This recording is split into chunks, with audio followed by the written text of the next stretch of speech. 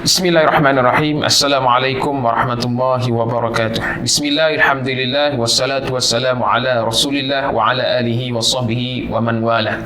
Sidang penonton yang saya kasihi sekalian, alhamdulillah kita berada di bulan Ramadan. Dan insya-Allah pada hari ini kita akan mentafsirkan surah Al-Qadr.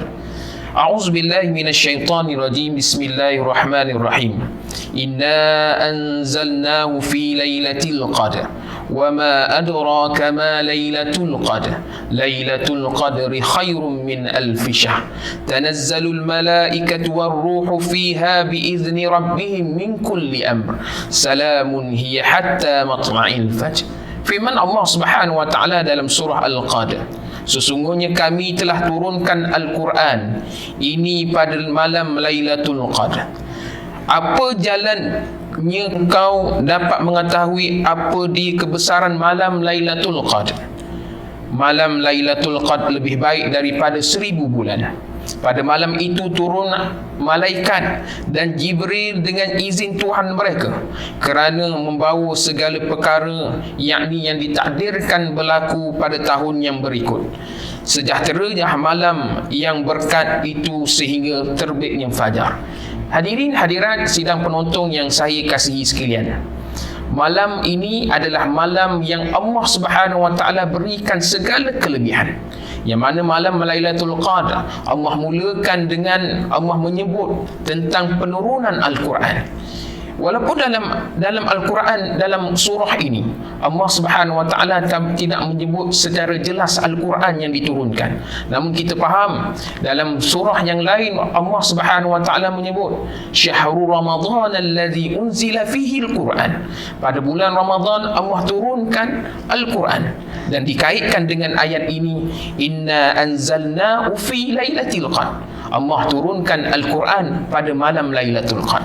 Hadirin hadirat yang kasih rahmati Allah, yang mana Lailatul Qadr ini Allah Subhanahu wa taala memberi satu kejutan untuk kita, nak bagi tahu betapa perinya, pentingnya malam Lailatul Qadr dan kelebihannya yang perlu kita raih, yang perlu kita mencari dan menjadi satu mission kita dalam setiap kali kita bulan Ramadan, kita perlu mencari iaitu malam Lailatul Qadr ini. Hadirin hadirat yang kasih rahmati Allah, yang mana Allah Subhanahu wa taala ayat yang kedua, wa ma adraka, Allah meletakkan wa ma, yang mana perkataan ma di depan ini yang mana adalah perkataan menunjukkan seruan kita, seruan Allah kepada kita untuk kita meraih, mencari Lailatul Qadr. Dan Allah kata, apa yang kamu tahu, apa jalan yang kamu nak mengetahui tentang malam Lailatul Qadr? Lalu Allah kata, Lailatul Qadr khairum min alfi syahr. Ini yang pertama, malam Lailatul Qadr adalah lebih baik daripada 1000 bulan.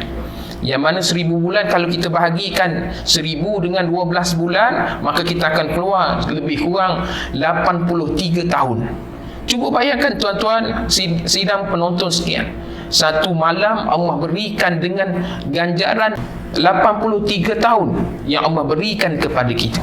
Hadirin hadirat yang kasih rahmati Allah. Kemudian pada malam ini Allah turunkan malaikatnya untuk memberkati malam ini, untuk mengutip ataupun mencari siapa yang mendoa kepada Allah, yang doa mereka ini akan dimakbulkan.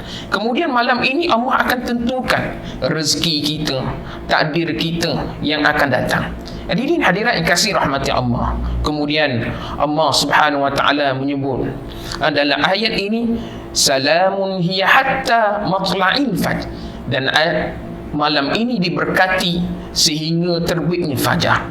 Hadirin hadirat sidang penonton yang saya kasihi sekalian, yang mana malam ini yang perlu kita cari. Lalu di mana malam Lailatul Qadr ataupun bila berlakunya Lailatul Qadr? Dalam hadis Rasulullah SAW yang diriwayatkan oleh Sa'id Al-Khudri rahimahullahu taala, ada satu ketika Rasulullah beribadat, beriktikaf pada awal 10 awal Ramadan. Lalu Jibril alaihissalam jumpa dengan Rasulullah, wahai Muhammad, Lailatul Qadr ada di hadapan kamu. Lalu Rasulullah masuk ke pertengahan 10 pertengahan bulan Ramadan. Maka jumpa lagi Jibril alaihissalam, dia kata Lailatul Qadr di hadapan kamu lagi. Maka Rasulullah masuk ke 10 terakhir. Lalu Jibril alaihissalam kata, di dalam 10 terakhir ini adanya satu malam disebut sebagai malam Lailatul Qadar.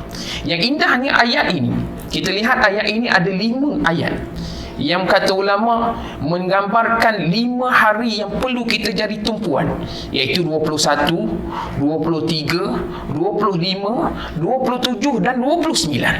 5 ini yang perlu kita cari tumpuan. Maka kita bertanya, kenapa tidak ditetapkan terus Lailatul Qadar? Kan kesenang kita. Maka kata ulama, tidak ditetapkan secara detail Lailatul Qadar supaya kita ini terus bersemangat untuk beribadat, mencari Lailatul Qadar. Yang mana Lailatul Qadar adalah suatu malam yang istimewa bagi orang yang menyambut Ramadan dengan tetamunya. Kita kalau sambut tetamu, pasti kita akan sambut daripada awal sehinggalah kita menghantar tetamu. Dan bagaimana kita menghantar tetamu kita Ramadan dengan baik, maka inilah ganjaran bagi orang yang menghantar tetamunya dengan baik. Hadirin sidang penonton yang dikasihi sekalian, kita tahu di akhir Ramadan pasti kita akan diuji oleh Allah dengan kesibukan untuk kita menyambut Syawal.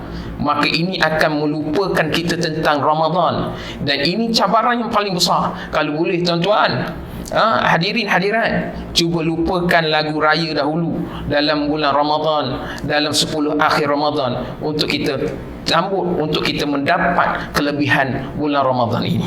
Hadirin hadirat kasih rahmati Allah, mari sama-sama kita menyahut cabaran daripada Allah untuk kita dapat kelebihan dalam bulan Ramadan ini, untuk kita dapat meraih yang mana kelebihan Lailatul Qadar. Jadi sekadar dulu, wabillahi taufiq dan assalamualaikum warahmatullahi wabarakatuh.